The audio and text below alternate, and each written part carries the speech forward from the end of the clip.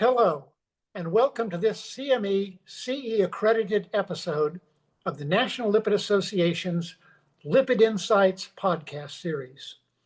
This activity has been approved for AMA PRA Category 1 credit and is eligible for ACPE, ANCC, and CDR credit as well. CME CE credit is provided by the National Lipid Association. So please go to lipid.org/lipid insights to read the complete accreditation details. I am Dr. Peter H. Jones. I'm your host today, and we're going to be diving into a hot topic in nutrition and cardiovascular medicine, and that is red meat and heart health.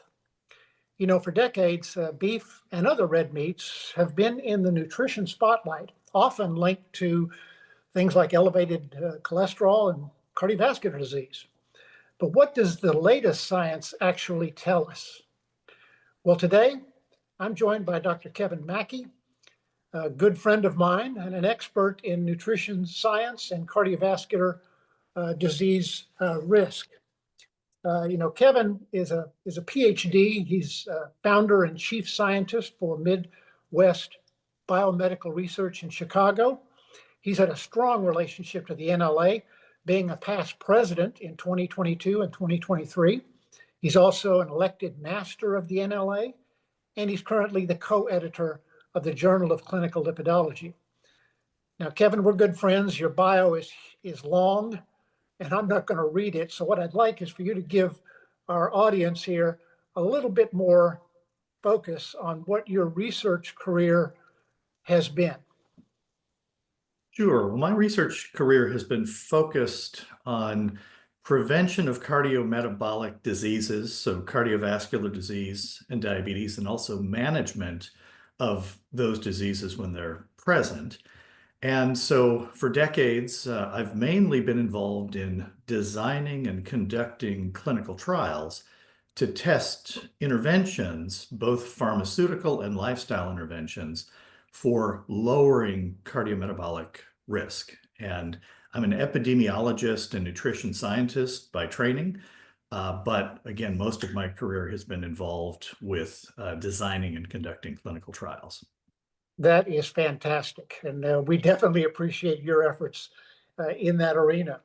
Well, actually today, we're going to be discussing the findings from a recent systematic review and meta-analysis that was published in Current Developments in Nutrition in November of 2024. And Kevin, you were actually the senior author of this study, the title of which is Beef Consumption and Cardiovascular Disease Risk Factors, a systematic review and meta-analysis of randomized controlled trials. So obviously this study did take a hard look at beef consumption and its effects on cardiovascular and cardiometabolic disease risk factors, specifically on a variety of blood lipid levels as well as blood pressure. So we'll be going to be exploring this how this data challenges some longstanding recommendations and what this means for clinicians and patients who are trying to make evidence-based dietary decisions. So let me start out first by asking you, why was this study necessary given we already have existing dietary guidelines and public perceptions about red meat? Well, I think the public perception and perception among healthcare professionals is not reflecting the current evidence for certain things related to red meat consumption. So in particular, there's this view that red meat has saturated fat, and so because of the saturated fat is likely to raise cholesterol levels. And I believed that at one time. And so years ago, I got involved in a study. And this was a study where we randomized people to receive, basically primarily white meat or primarily red meat for a 9-month period.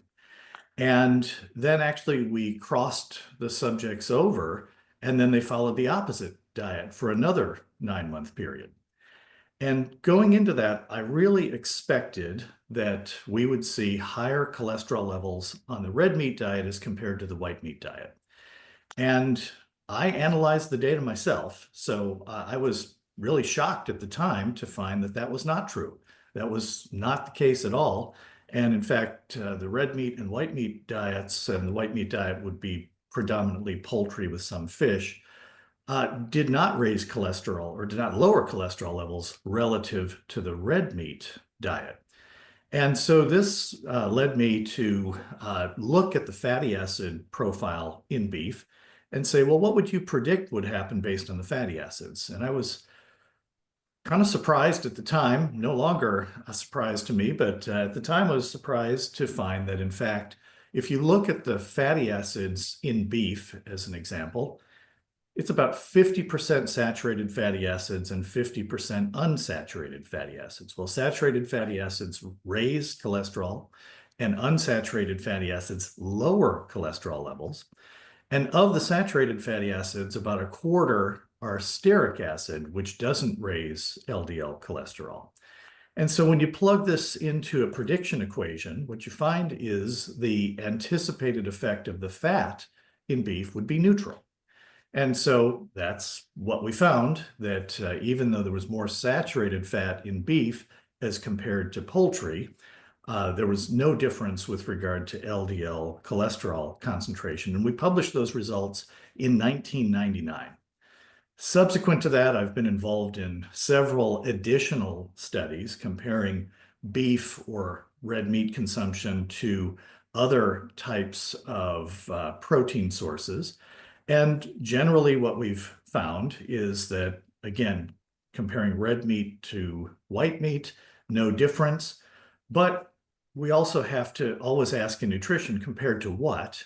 And so when you compare animal sources of protein to plant sources of protein, you generally do see a difference. But the difference isn't related to the fatty acids in beef, mainly. It's related to the fact that dietary cholesterol does have a modest effect to raise LDL cholesterol levels. And so if you compare red meat and white meat, which have similar amounts of cholesterol, you generally don't see a difference. If you compare, say, red meat to a plant source of protein, like legumes or nuts, that don't have cholesterol and then may also have other things like fiber and unsaturated fatty acids in higher amounts that lower cholesterol, well, then you do have a lower cholesterol level. So it's a bit complicated. Lots of healthcare professionals are confused about this. And so we thought it was important to look at the evidence from randomized controlled trials to provide an overview of what the evidence shows with regard to effects of beef consumption, specifically on risk factors for cardiovascular disease, focusing on lipids and related risk factors like apolipoproteins and both systolic and diastolic blood pressures. Yeah, that's fantastic. So you and your authors, how did you, when you decided to look at these randomized trials, how did you distinguish between, unprocessed beef, and what did you consider red meat? I mean, did this also include pork, lamb, venison? And what were the comparator diets that were in these randomized trials? Were they primarily poultry, white meat, fish, or were they vegan or a combination? What did you find in your analysis of the papers you reviewed?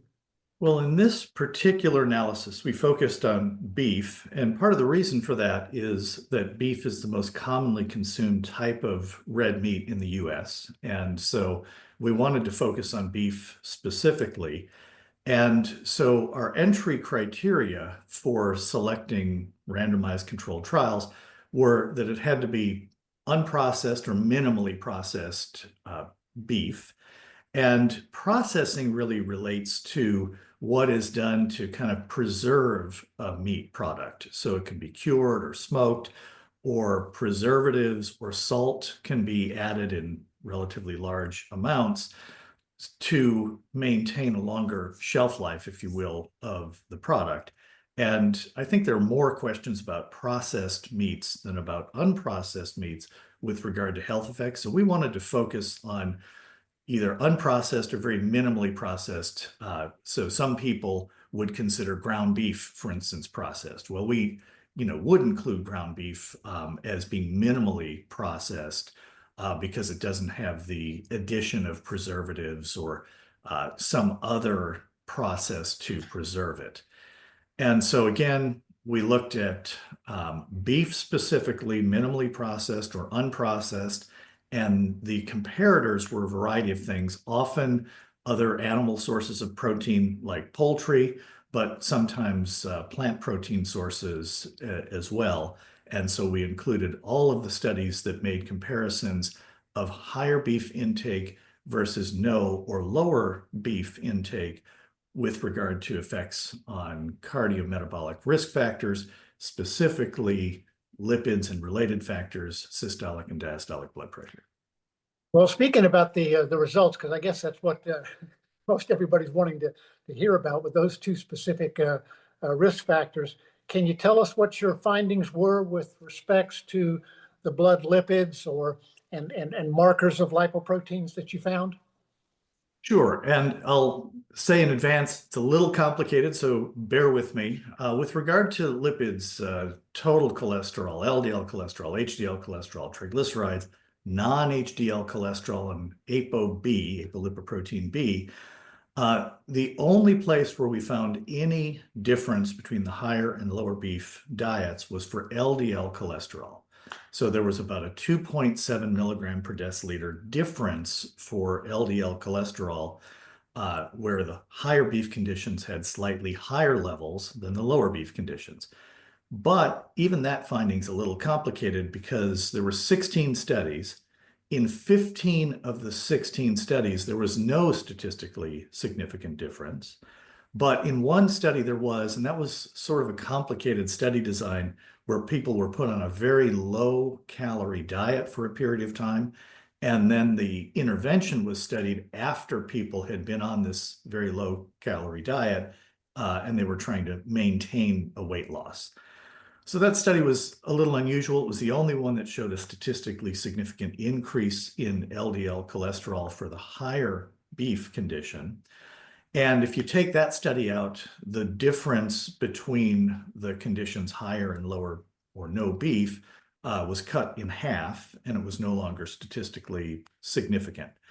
So I'd say in general, the findings are consistent with what we and others have reported, which is that beef may have a modest effect to raise LDL cholesterol levels, depending on what you compare it to.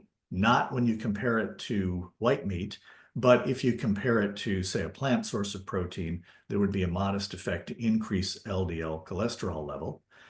That effect is very likely related not to the fat content, because the fat content would predict a relatively neutral effect, but due to the cholesterol content. So a little bit of history. In 2018, we published a meta-regression analysis where we looked at the effect of dietary cholesterol on LDL cholesterol level in the blood. And what we found is the same thing that was reported in 1997 in a meta-analysis, which is that each 100 milligrams per day increase in dietary cholesterol increases LDL cholesterol in the blood by about 2 milligrams per deciliter. And a serving of red meat or a serving of poultry has roughly 86 milligrams of cholesterol. And so if you add a serving a day of meat, whether it be poultry or red meat, you would expect that to raise the LDL cholesterol level by a modest amount, less than 2 milligrams. And our results were very consistent with that. I'll also point out that when you get to higher levels of dietary cholesterol, that effect seems to saturate. So it's kind of linear up to around 300 milligrams per day. And then after that, as you increase dietary cholesterol, there isn't much additional effect on LDL cholesterol in the blood. But most people in the US are consuming less than 300 milligrams a day of dietary cholesterol. And so, we're talking about changes within that range having a modest effect on the LDL cholesterol concentration. Yeah, I was interested that while the LDL cholesterol level was statistically significant, there was no statistical change in ApoB, meaning that the particle number didn't seem to go up. Does that mean maybe we're just getting a little larger LDL particle as opposed to increase in particle number? Yeah, there is some evidence for that. In fact, from our own studies, we've found that with beef consumption, and the particular study I'm talking about, we compared diet that had a higher beef intake compared to a diet with lower beef intake, where the beef was replacing carbohydrates, basically starches. And one of the things that we found is that there was no statistically significant increase in LDL cholesterol compared to the lower beef diet, but there was a significant change in LDL particle size, suggesting that the LDL particles were getting a bit larger and more cholesterol rich. And again, the effect was modest. It was consistent with this idea that higher dietary cholesterol modestly raises LDL cholesterol. Even though it wasn't statistically significant, it was almost precisely what would have been predicted based on the equation from our meta-regression analysis. So I think what you get with a higher intake of dietary cholesterol, and beef specifically, from our study and a couple of others, is a bit larger, more cholesterol-rich LDL particles without any substantial increase in apolipoprotein B, suggesting no increase in particle burden. Fabulous. And then the other part of your study was looking at the systolic, diastolic blood pressures. What did you find with that? There we found, without regard to the comparator, no difference. And so systolic and diastolic blood pressures were not affected by higher beef versus lower beef consumption, regardless of what the comparator was. And I'll also say this is one of the places where I get frustrated when people lump together processed meats with unprocessed meats, because processed meats are often high in salt. And so a higher consumption of processed meats may raise blood pressure because of the salt content, but unprocessed meats don't have that effect. And so often in dietary recommendations and in counseling, people lump together red and processed meats. I don't like that because I think you're mixing apples and oranges there. Right, right. Yeah, yeah. Well, what's great about your study is that the things that we consider to be possible downsides of eating red meat didn't appear to be that significant. However, and these are randomized trials.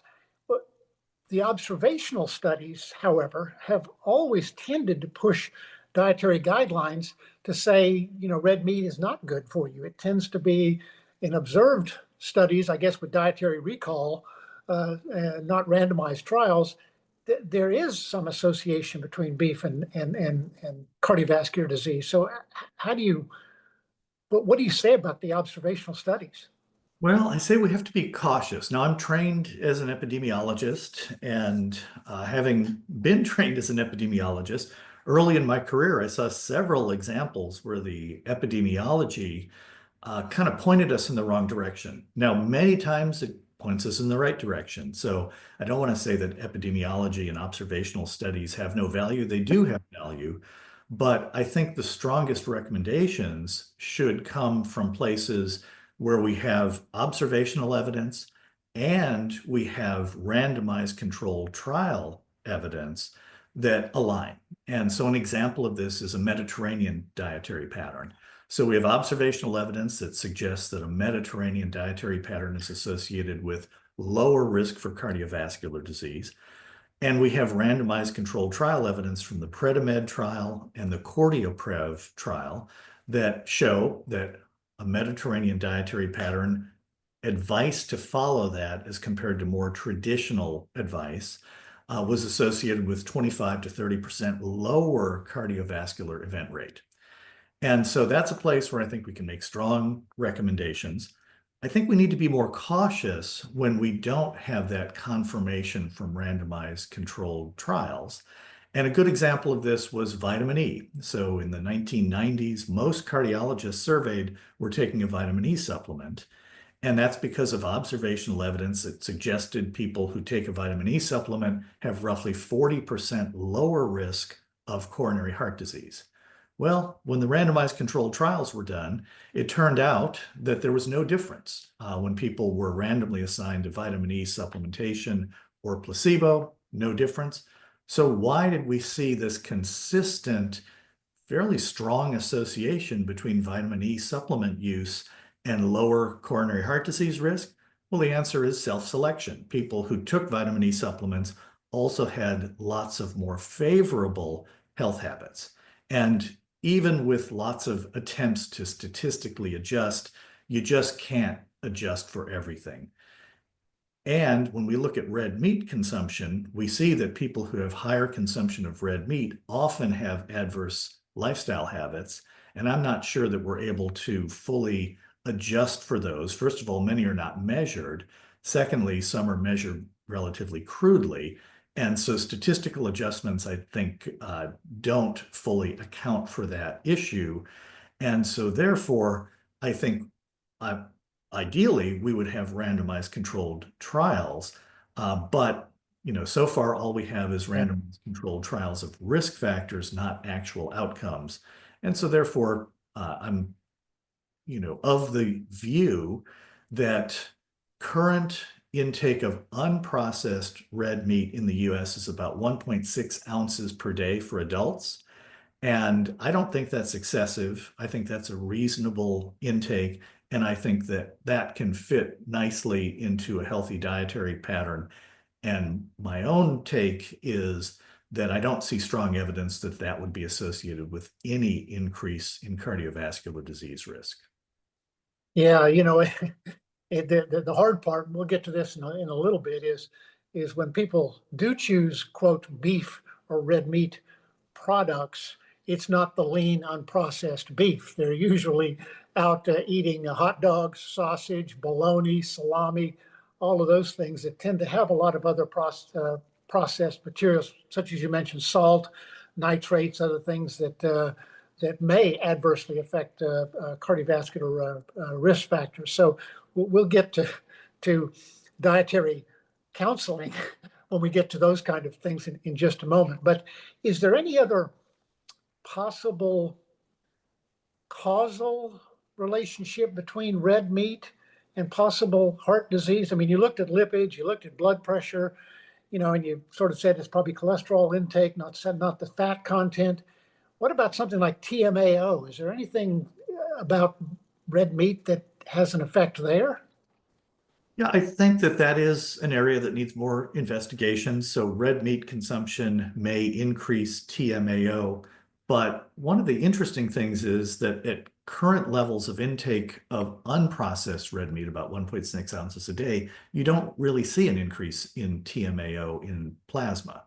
And so Okay. TMAO is something that I won't get into all of the biochemistry of it, but basically red meat consumption increases the delivery of things that can be converted by bacteria in the gut to TMA, and then TMA goes to the liver where it becomes TMAO.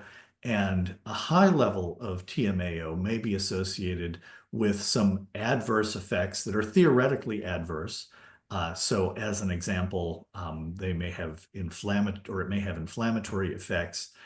And so this is a theoretical issue, but one of the challenges is, as an example, fish contains relatively large amounts of TMA that is converted to TMAO, but fish consumption has been associated with lower risk for cardiovascular disease, not higher risk. And so I think that number one, TMAO is kind of early days as a risk factor. I think we need a lot more evidence to conclude that there's a causal relationship there. And then the second thing is at current levels of intake of about 1.6 ounces per day, there doesn't seem to be any material increase in blood levels of TMAO. And so I'm not suggesting that people go out and consume a carnivore diet. There are people who are advocating that. I'm not an advocate of that. I think that red meat can have a place in a healthy dietary pattern. And I'm going to say this a couple of times during the podcast, but a healthy dietary pattern is characterized by consumption of whole grains, fruits and vegetables, nuts, seeds, legumes, non-tropical oils, and seafood.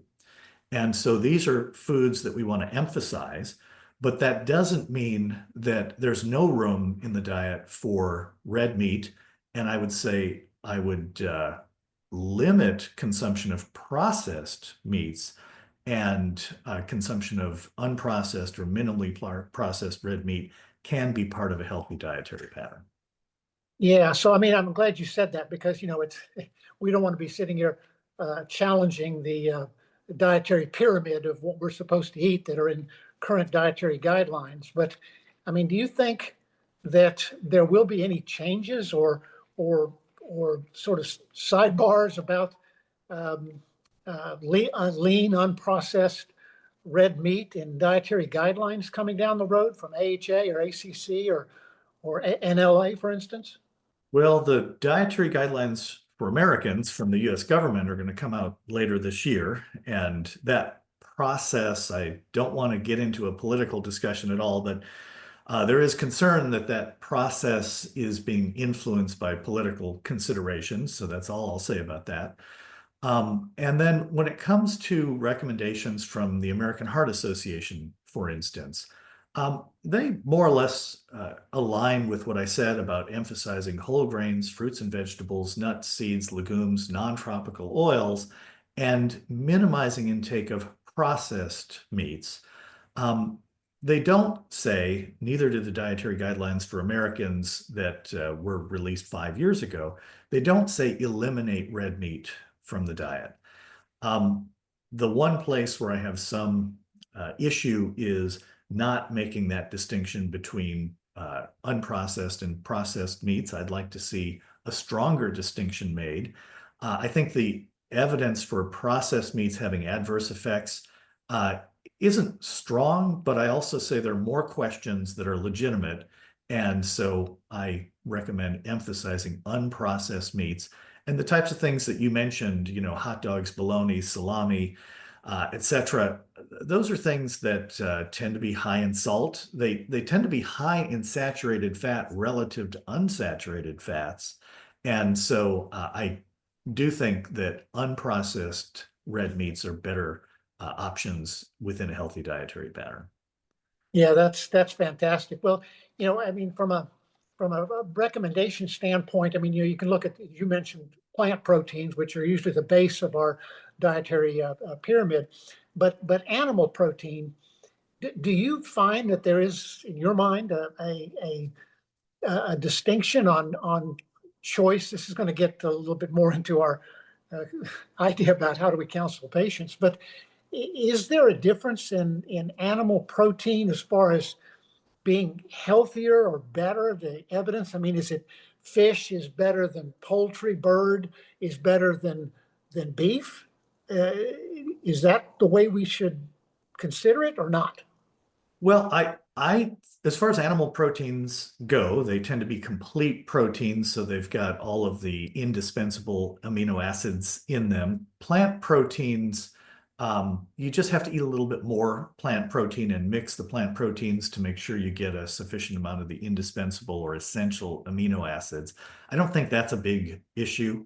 And I will say one thing, because I, need to make sure that I'm acknowledging this, that for reasons we don't fully understand, plant proteins lower cholesterol levels a bit more than animal proteins. So here's one thing that most dietitians don't even appreciate.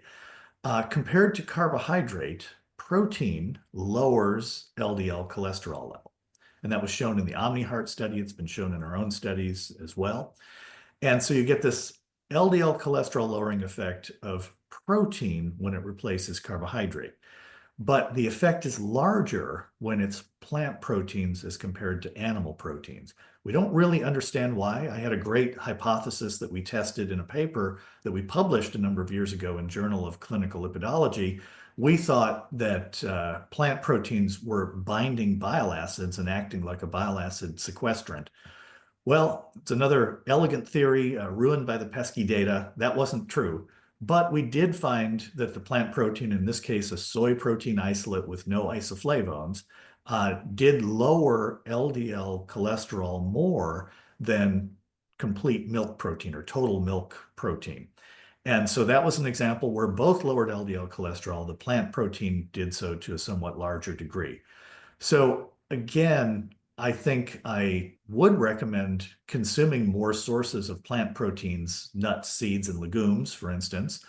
But I also think that animal proteins have a place because they're complete proteins. They come along with certain nutrients. So, not only protein, but with iron and zinc and B vitamins, particularly B12 as an example.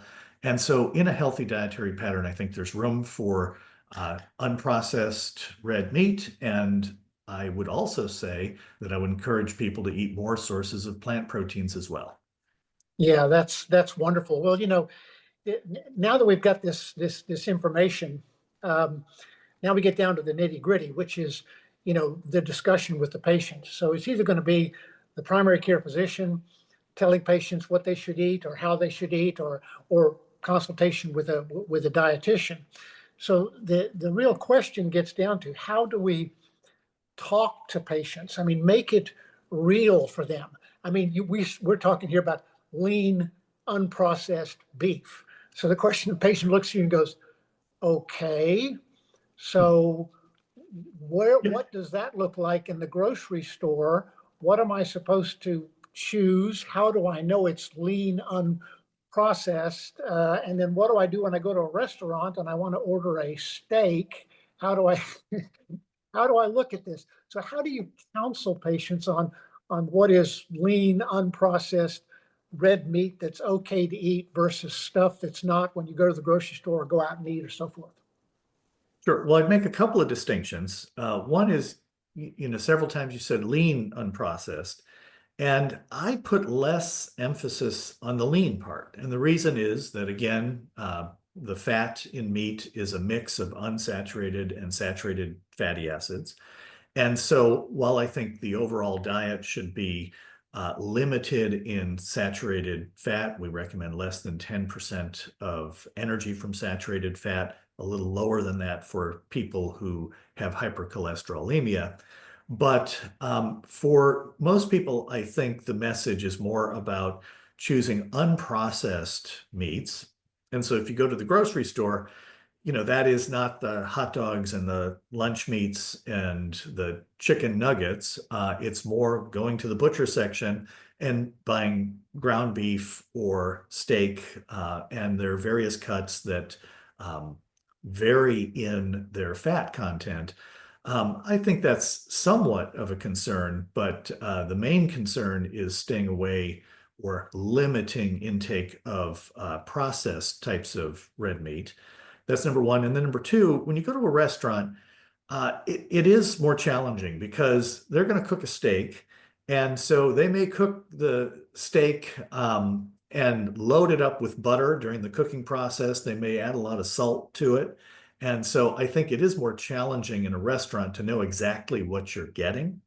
And so there I say, well, if you're going to have a steak in a restaurant, recognize that it may have additional saturated fat added to it, may have additional salt added to it. And so that should be kind of an occasional treat rather than something that you're doing every day. And there are a lot of people who eat fast food every day. And Oh, so yeah. I think that, in general, fast food consumption or quick service food consumption, brings along with it a lot of negatives in terms of salt and other sources of saturated fat and so forth. So I think it's easier to have a healthy dietary pattern when you're eating at home. I enjoy eating in restaurants. I just say that you have to be a little more careful about what you order to be sure that you don't have a lot of things coming along with what you've ordered that you didn't expect. Yeah, I think that's fantastic. Well, I think that's yeah, what you've just discussed is not in at odds with the so-called Mediterranean diet or the DASH diet. I mean, I think lean red meat is included in those. They do tend to focus more on the dietary pyramid with more plant proteins and so forth, and less salt, which comes from processing. So I think that red meat shouldn't be as much of a concern, it seems to me, to patients if they're looking at other intake of other animal proteins, as well as making sure that they do get adequate amounts of plant proteins as well. So in your final decision here of where we go forward, is there any other research that needs to be done to help us understand a little bit more about animal proteins, but specifically red meat and cardiovascular disease health?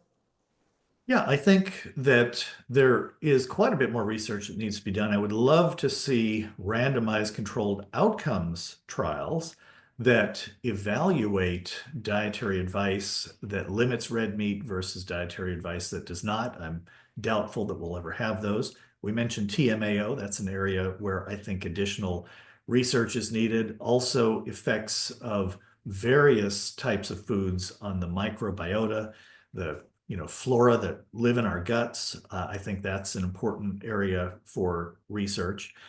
So having said that, I think the best evidence we have would say that we want to favor more consumption than is true in the average American diet of whole grains, fruits and vegetables, nuts, seeds, legumes, non-tropical oils, and seafood.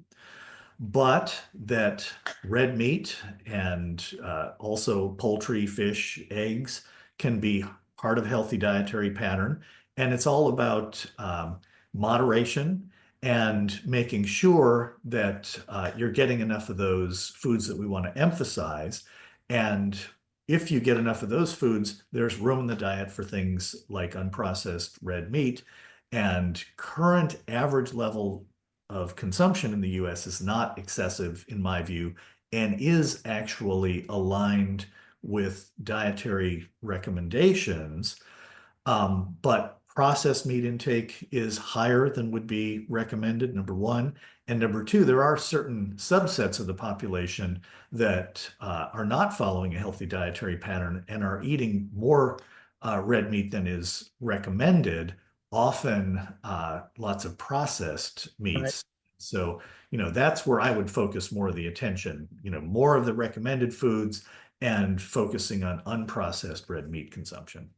Yeah, I think that's great advice, and I think that's relatively easy for clinicians to try to at least outline for their patients to understand that. I think a lot less fast food is certainly one area that patients understand. They try not to do it, but it's so easy uh, for Yeah. them that they fall into that trap. But I mean, that's a good place to start. And of course, the dietitians can go into a lot more discussion about how to build that appropriate dietary pyramid that patients need to have every single day. Well, listen, Kevin, this has been a wonderful discussion. I really appreciate you joining us today and discussing your paper. And I want to remind everybody again that paper was published in Current Developments in Nutrition in November of 2024, with Kevin Maki as the senior author, about looking at beef consumption and cardiovascular disease risk factors. So thank you very much, Kevin. And I want to thank everybody for listening to this episode of Lipid Insights. You may claim CME and CE credit by visiting lipid.org/lipid insights. If you have any questions regarding the credit, please email cme@lipid.org. Again, thank you all for listening. Thank you.